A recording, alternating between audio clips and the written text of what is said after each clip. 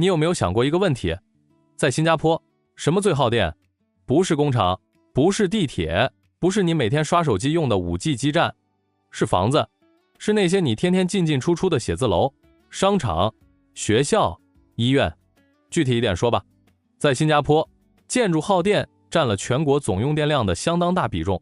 这里的空调一年365天，一天24小时都在转。你走在乌节路上，头顶是烤人的太阳，脚下是大理石地面反射的热浪，但只要推开一扇玻璃门，走进商场，那股冷气能让你打一个哆嗦。这种温差，你用身体感受过，但你可能没想过，每一度温差背后都是真金白银的电力账单，都是这个国家不得不烧掉的进口天然气。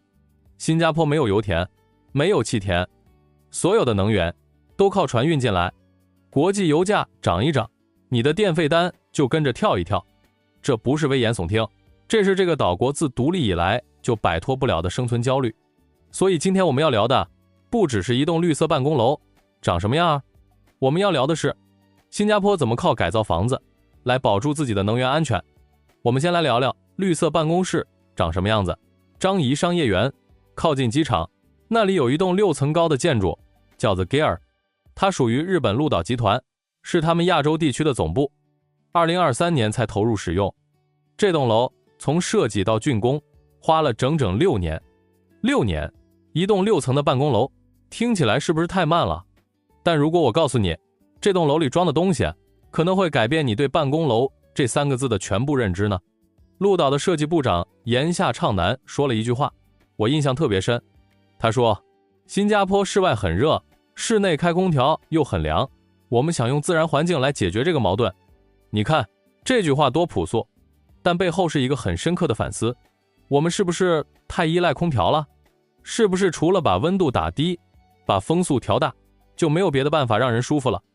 鹿岛的做法是这样的，他们在每层楼的天花板下面又加了一层大约20厘米厚的金属隔板，隔板里面埋了水管，水流过去的时候，金属板会变凉，然后通过辐射的方式给房间降温。没有风吹你，没有噪音，但是整个房间的温度就被悄悄拉下来了。这层金属板还能隔音。然后在第5层和第6层之间，他们做了一个半开放的空间，玻璃隔板可以打开，天气好的时候让自然风吹进来，形成了一个室外室内都能用的过渡区。这个区域的温度维持在28摄氏度左右，听起来比一般办公室的24度要高不少，对吧？但重点来了，它的耗电量不到传统空调的1/10。1/10，你想想看，如果全新加坡的办公楼都能省下这90%的空调电费，那是一个什么概念？ The Gear 因为这个设计拿到了 BCA 绿色标志白金超低能耗认证， WELL 健康建筑白金认证，一系列大奖拿到手软。好，故事讲到这里，你可能觉得这不就是一个日本公司在东南亚做了一个很厉害的绿色建筑吗？其实2026年7月30日那场颁奖礼，除了鹿岛，还有23个获奖者，他们分布在不同的领域，教育、商业、零售、公共空间。我挑几个跟你简单说一下。德威国际学校，他们有一个叫 The Greenhouse 的教学楼，专门为热带气候设计的被动式通风系统，加上高效的主动制冷，让一个原本最容易耗能的教育空间变成了节能示范项目。新加坡交易所中心，一栋高层商业楼，它的改造重点在于智能楼宇管理系统，通过传感器和 AI 算法，实时调整空调和照明，让每一度电都用在刀刃上。城市广场，一个购物中心，商场历来是耗能大户，大面积的公共空间，全天候的空调，大量的照明和电梯。城市广场做了一套综合性的节能改造方案，证明了商业地产也能绿起来。这些项目放在一起，拼凑出的是一幅非常清晰的图景。绿色建筑在新加坡已经不再是少数先锋企业的形象工程，它正在变成一个全社会参与的集体行动。事实是，一栋楼再牛，也解决不了新加坡的能源问题。真正改变局面的，是一栋楼变成大多数楼。2005年，新加坡推出了 BCA 绿色标志认证，这是亚洲最早的绿色建筑评级体系之一。简单说，就是给房子打分，看它省不省电，省不省水，室内环境好不好，分越高，等级越高，从认证级到金级、白金级，再到超低能耗白金级。然后2006年第一版绿色建筑总蓝图发布，政府定目标，给激励，做示范，一步一步推着整个行业往前走。到了2021年第4版总蓝图发布，定下了3个野心勃勃的数字，业内叫80 80 80 in 2030。第一，到2030年，按总楼面面积算，80%的建筑要变绿。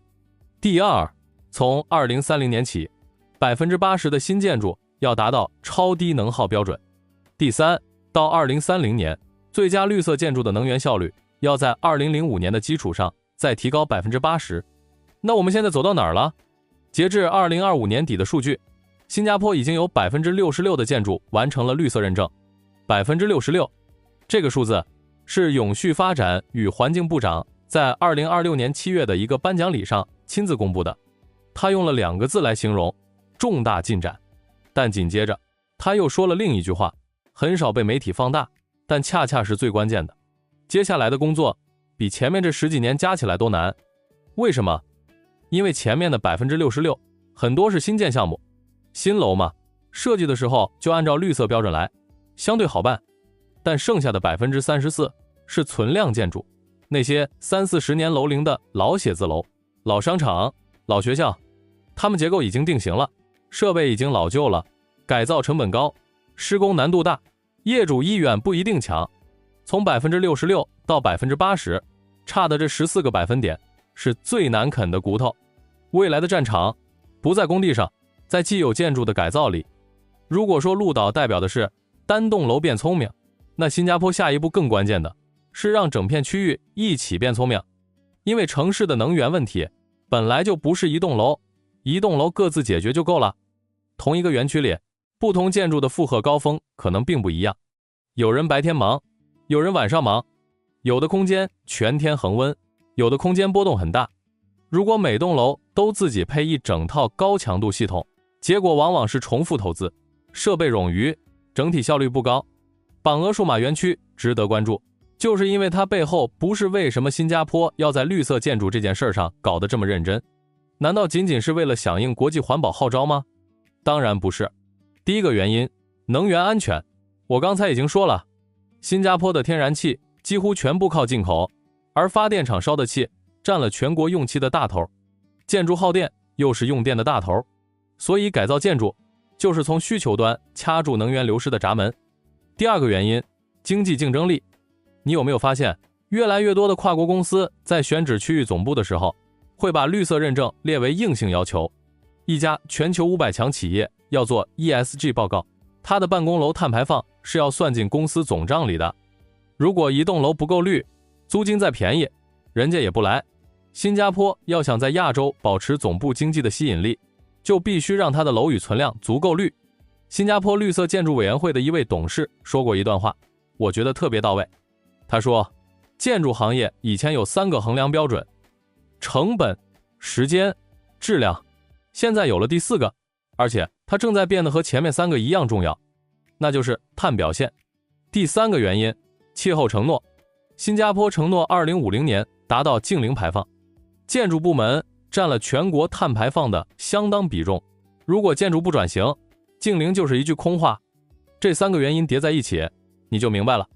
绿色建筑在新加坡从来不是一个环保议题，它是能源安全问题，是经济竞争力问题，是国家生存战略问题。鹿岛这栋楼用了6年时间打磨，设计团队思考的不是怎么让这栋楼省电，而是一个更根本的问题。在赤道边上的热带城市里，人应该怎样舒服的生活和工作？他们给出的答案是，不一定非要把空调打到22度，可以用水来辐射制冷，可以用自然风来过渡，可以让阳光透过光井照进室内。这些都是很朴素的技术，但它们组合在一起，产生了一个很深刻的结果：用更少的能源过更好的生活。一栋楼改变不了新加坡，但当这栋楼变成了一个可以被复制、被推广、被本土化的模板，当66%变成了80%，当政策、市场、技术、公众意识4股力量拧在一起，你就看到了一场真真切切的变革。建筑的未来就是城市的未来，而城市的未来本质上是一个选择题。